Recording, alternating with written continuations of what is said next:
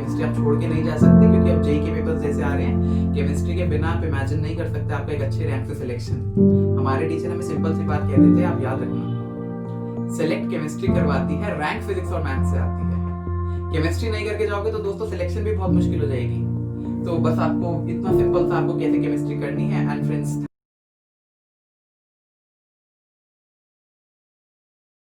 Hi guys, welcome back to my YouTube channel. Friends, आज हम discuss करेंगे कि केमिस्ट्री को कैसे प्रिपेयर करना है।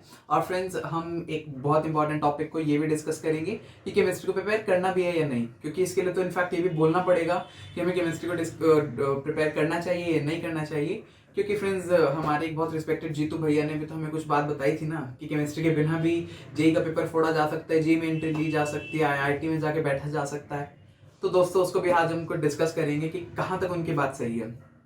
तो फ्रेंड्स, आज की इस वीडियो को मैंने दो पार्ट्स में डिवाइड किया है। पहले पार्ट में हम ये डिस्कस करेंगे कि इसको तैयार करना भी है या नहीं, और अगर नहीं करना तो क्यों नहीं करना, करना है तो कैसे करना है। सेकंड पार्ट उसी बात का कि अगर करना है तो कैसे करना है। तो फ्रेंड्स, हम थोड़ा डिस्कशन कर लेते हैं। क्या है ना फ्रेंड्स, आजकल मार्केट में एक बात को बहुत एग्जैजरेट करके बताया जा रहा है कि केमिस्ट्री में बहुत एक्सेप्शंस हैं, ऑर्गेनिक इनऑर्गेनिक में बहुत एक्सेप्शंस हैं, बहुत याद करनी पड़ती है, बहुत टफ पड़ती है, हर चीज़ में एक्सेप्शन है। इनफैक्ट आपकी वो कोटा फैक्ट्री में तो बहुत ही ज़्यादा एग्जैजरेट किया है। फ्रेंड्स, मैं एग्जैजरेशन इस बात को क्यों कह रहा हूँ, क्योंकि आपको फ्रेंड्स इस बात का रीजन जानना पड़ेगा कि केमिस्ट्री इंपॉर्टेंट है। आप इनऑर्गेनिक और ऑर्गेनिक को छोड़ने का रिस्क नहीं ले सकते। आप पिछले 2 साल के फ्रेंड्स पेपर उठा के देख लो, अगर आपको आपको खुद पता चल जाएगा कि केमिस्ट्री कंपैरेटिवली बहुत इजी आ रही है as compare to physics and maths. आप देख लो फ्रेंड्स, आप इसको नहीं छोड़ सकते फ्रेंड्स। और इनफैक्ट ये ऐसी टफ है नहीं जितना इसको बताया जाता है। इसको टफ क्यों बताया जाता है, क्योंकि मैं फ्रेंड्स आपको एक बात बताता हूँ। मार्केट में क्या है ना, आजकल इसका एक ट्रेंड बना दिया है कि अगर आपकी केमिस्ट्री अच्छी है ना तो आप रट्टू तोते हो।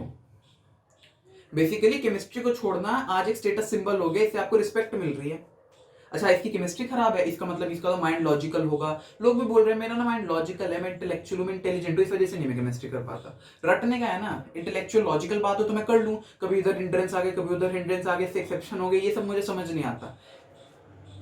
पॉइंट क्या है फ्रेंड्स, आप भी कर सकते हो, आप भी कर लो ये सब कि हिंड्रेंस है, वो है, ये सब वगैरह बोल के आप इससे एस्केपिज्म यूज कर सकते हो। बट फ्रेंड्स, नुकसान आपका है। आज तो आप कूल बन जाओगे, बट अगर आपका कल को रिजल्ट नहीं आया तो हो सकता है फूल भी बन जाओ। फ्रेंड्स, आप इसको अपनी प्रेस्टीज की तरह ना लें कि आप केमिस्ट्री में अच्छे नहीं हैं, आप केमिस्ट्री को छोड़ रहे हैं, मार्केट में सब बोल रहे हैं केमिस्ट्री में एक्सेप्शन है, आप भी से और गाएं। बेटर है कि जब आपको पता है ये बहुत नेसेसरी है और इसके बिना काम नहीं चलने वाला, तो चुपचाप इसे पढ़ लें। एक्सेप्शन नाम की फ्रेंड्स कोई चीज नहीं है। द पॉइंट बीइंग कि आप उसको जानने का दम रखिए। कुछ चीजों का लॉजिक थोड़ा अलग है, लॉजिक हर चीज का है, तभी वो आपको पढ़ाई जा रही है। ऐसे ही वो अपने घर से बात नहीं बना रहे। हमारे कोटा में टीचर थे, उन्होंने हमें एक भी एक्सेप्शन नहीं बताया, उन्होंने हर चीज का रीजन दिया। अब वो रीजन मैं याद कर सकता हूँ या नहीं, वो मेरे ऊपर डिपेंड करता है। मैंने उसको एज एन एक्सेप्शन मान के कि यार इसको इतना कौन समझे, अपन एक्सेप्शन मान लेते हैं। तो फ्रेंड्स, एक्सेप्शन कुछ नहीं है। इक्वल वेटेज के ये पॉइंट्स मैंने लिखे हैं कि केमिस्ट्री करनी क्यों नेसेसरी है। मेजोरिटी लाइटली ले रही है, मैं वही आपको कह रहा हूँ कि मेजोरिटी इसको लाइटली ले रही है, आप मत लो।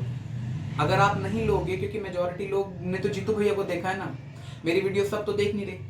अगर आप मेरी इस बात को समझ में आती है फ्रेंड्स आपकी, तो आपके लिए बहुत फायदेमंद है, क्योंकि बहुत सारे बच्चे ऑर्गेनिक इनऑर्गेनिक छोड़ेंगे। वहीं पे अगर आप इसको प्रिपेयर कर लेते हो तो डेफिनेटली आप एक उनसे बहुत आगे एज लेके जा सकते हो। हाई स्कोरिंग है, हाई स्कोरिंग क्यों है, क्योंकि इक्वल वेटेज है। जितना फिजिक्स और मैथ्स का वेटेज है दोस्तों, उतना ही तो इसका भी वेटेज है। तो इनपुट इसके उतना क्यों नहीं देते। आप खुद से अपने आप से पूछ के देखो, आप कितना इनपुट केमिस्ट्री को देते हो as compare to physics and maths. फिर आपका थोड़ा सा फिजिक्स मैथ्स इंप्रूव हो जाता है, क्योंकि आप केमिस्ट्री को नेग्लेक्ट करके बैठे हो। फिर आप खुश होते हो कि मेरी मैथ्स फिजिक्स अच्छी है।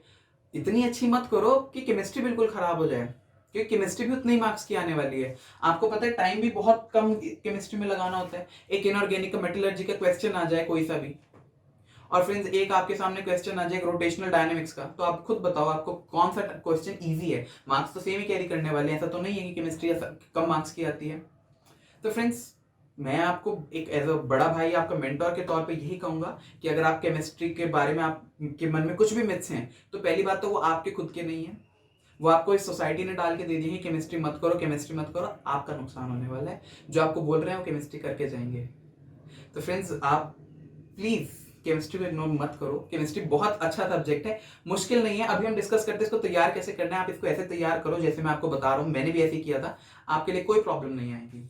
तो फ्रेंड्स, अब हम डिस्कस करते हैं कि इसको प्रिपेयर कैसे करना है। मैंने इसको 3 पार्ट्स में डिवाइड करा है, ऑर्गेनिक, इनऑर्गेनिक एंड फिजिकल। जैसे हम इसको मेजोरिटी जानते भी हैं केमिस्ट्री को, तो स्टार्ट करते हैं ऑर्गेनिक केमिस्ट्री से। ऑर्गेनिक कैसे प्रिपेयर करनी है दोस्तों, देखो इसमें आपको सिंपल सा मैं बताता हूँ। सबसे इंपॉर्टेंट है आपके जो क्लास नोट्स हैं, आप उनको अच्छे से समझो। उनको समझने के बाद आप उसको एक बार घर पे जाके देखो, रटने की कोशिश मत करो। 12th में मुझे यही समझ नहीं आता था कि ऑर्गेनिक को पढ़ना कैसे है। मैं क्वेश्चन प्रैक्टिस नहीं करता था और मैं बार बार उसको रटने की कोशिश करता था, भूल जाता, बहुत मेहनत करी बट नो रिजल्ट।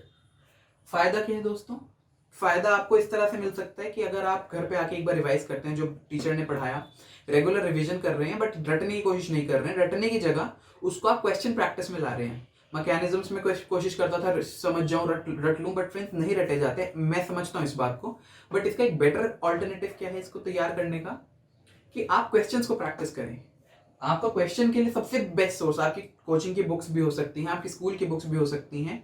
बट अगर आप जेई नीट बिटसैट को तैयार कर रहे हैं, जेई मेंस को, जेई एडवांस को, तो बेस्ट रहेगा कि जो आपके प्रीवियस ईयर की 40-41 ईयर्स है फ्रेंड्स, उसके अंदर बहुत सारे सवाल हैं, उनके अंदर हर मैकेनिज्म पे क्वेश्चन है, और वो ऑफ कोर्स इंपॉर्टेंट है क्योंकि वो प्रीवियस ईयर के हैं।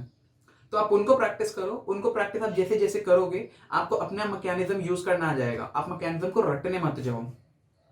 एनसीईआरटी भी इसकी काफी इंपॉर्टेंट है, आपको एनसीईआरटी भी एक बार आप इसको गो थ्रू हो जाना। ऑल तो बहुत ज्यादा इंपॉर्टेंट नहीं जितनी इनऑर्गेनिक है, बट डेफिनेटली इंपॉर्टेंट है। और इसके लिए आपके क्लास नोट्स अच्छे होने चाहिए। आप किसी भी एक अच्छे टीचर से आप पढ़ सकते हैं ऑर्गेनिक केमिस्ट्री। इनऑर्गेनिक की दोस्तों बात करें तो इनऑर्गेनिक का सिर्फ एक सिंपल रूल है जो मैं हमेशा फॉलो करता था, मुझे कभी प्रॉब्लम नहीं आती थी इनऑर्गेनिक में। पहले हम उन टॉपिक्स की बात कर लेते हैं, जैसे आपका मेटलर्जी हुआ और ब्लॉक केमिस्ट्री हुई। तो दोस्तों इसके लिए आप सिर्फ और सिर्फ एनसीईआरटी, एक क्वेश्चन, एक लाइन भी एनसीईआरटी के बाहर से नहीं आएगी। बहुत फैंसी नाम है आपकी मार्केट में, पता नहीं क्या क्या, कि इनऑर्गेनिक में वहां से पढ़ता हूँ, आप मत करो। अगर आप 11th-12th के हो तो आपको बहुत मन करेगा, 13th के लोगों को तो अकल होती है, वो नहीं करते सब। आप मान लो मेरी बात कि इनऑर्गेनिक सिर्फ और सिर्फ एनसीईआरटी से आने वाली है, आप प्लीज इधर उधर मत जाओ। अगर आप सिर्फ अपनी एनसीईआरटी भी बहुत अच्छे से कर लेते हो, और सेकेंडली अपनी जो 40 ईयर्स है आप उसको बहुत स्ट्रांगली रेफर करो, उसके बाहर आप जब उसको करोगे आपको फील आएगी कि इसके बाहर तो कुछ करना ही नहीं था, एनसीईआरटी के बाहर कुछ है ही नहीं, और आप ये कर लो, आपका डन है। 2 टॉपिक्स बचते हैं इसमें, chemical bonding and coordination compounds. इसके लिए दोस्तों आप क्या करो, ये आपको सीखना पड़ेगा। ये आप किसी भी अच्छे टीचर से सीखो, कहीं से भी सीखो, या आप जितना सीख सकते हो उतना सीखने की कोशिश करो, क्योंकि कोऑर्डिनेशन और केमिकल बॉन्डिंग एक बहुत इंपॉर्टेंट टॉपिक्स हैं और थोड़े टफ भी पड़ते हैं क्योंकि इनको समझना पड़ता है। बट एक बार आप समझ जाओ दोस्तों, तो केमिकल बॉन्डिंग में तो आपका मोस्ट इंपॉर्टेंटली क्या है, आपका मोस्ट इंपॉर्टेंट वो है आपकी एमओटी, मॉलिक्यूलर ऑर्बिटल थ्योरी। तो आप उसके क्वेश्चंस को मेजॉरिटी प्रैक्टिस करें प्रीवियस ईयर से। कोऑर्डिनेशन में आपकी जो आइसोमेरिज्म है वो बहुत इंपॉर्टेंट है। तो आप इन 2 टॉपिक्स के ऊपर आपको मेहनत करनी पड़ेगी। बाकी आपकी इनऑर्गेनिक बहुत ईजी है, मैंने आपको सोर्स बता दिए। सिंपल रखो, कम रखो, जितनी कम बुक्स पे आप फोकस करोगे उतनी ही आप डेफिनेटली अच्छा कर पाओगे। And NCERT is Bible for inorganic, कुछ भी और नहीं देखने की जरूरत।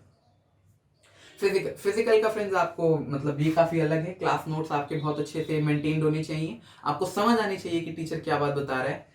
प्रीवियस ईयर क्वेश्चंस हुए ये आपको डेफिनेटली करने चाहिए। आपकी जो आयनिक इक्विलिब्रियम है एंड जो इलेक्ट्रोकेमिस्ट्री है उसकी 40-41 ईयर्स आती है ना दोस्तों, वो बहुत अच्छी है, उसके अंदर बहुत सारे सवाल हैं। एक अगर आपको अच्छे लेवल पे लेके जानी है तो मुझे ये वाली बुक भी काफी अच्छी लगती है, एन अवस्थी आती है। मैं कोटा से पढ़ा हूं तो वहां पे काफी फेमस बुक थी। आप जहां भी हैं, अगर आपको इसको करने के बाद, प्रीवियस ईयर क्वेश्चंस करने के बाद अगर आपको मन करता है तो आप एन अवस्थी पे रेफर कर सकते हैं। एनसीईआरटी भी इसकी ओके इंपॉर्टेंट है, जेई मेंस और बिटसैट के लिए बहुत इंपॉर्टेंट है फ्रेंड्स, क्योंकि इसका जैसे इलेक्ट्रोकेमिस्ट्री चैप्टर हुआ या फिर आपका कोई भी ऐसा चैप्टर हुआ तो उसके कुछ क्वेश्चंस बन जाते हैं डायरेक्ट एनसीईआरटी से। एंड एक प्योर प्रैक्टिस है इसमें, तो आपको कुछ भी और नहीं करना। तो फ्रेंड्स आप याद रखना है कि केमिस्ट्री करनी जरूर है। केमिस्ट्री आप छोड़ के नहीं जा सकते, क्योंकि अब जेई के पेपर्स जैसे आ रहे हैं, केमिस्ट्री के बिना आप इमेजिन नहीं कर सकते आपका एक अच्छे रैंक से सिलेक्शन। हमारे टीचर हमें सिंपल सी बात कहते थे, आप याद रखना, सेलेक्ट केमिस्ट्री करवाती है, रैंक फिजिक्स और मैथ से आती है। केमिस्ट्री नहीं करके जाओगे तो दोस्तों सिलेक्शन भी बहुत मुश्किल हो जाएगी। तो बस आपको इतना सिंपल सा आपको कैसे केमिस्ट्री करनी है। एंड फ्रेंड्स थैंक यू, अगर आपने मेरे चैनल को सब्सक्राइब कर रखा है तो भी बहुत बहुत थैंक यू, और अगर नहीं कर रखा तो कोई बात नहीं यार, आराम से कर लेना, कोई जल्दी नहीं है। Thank you.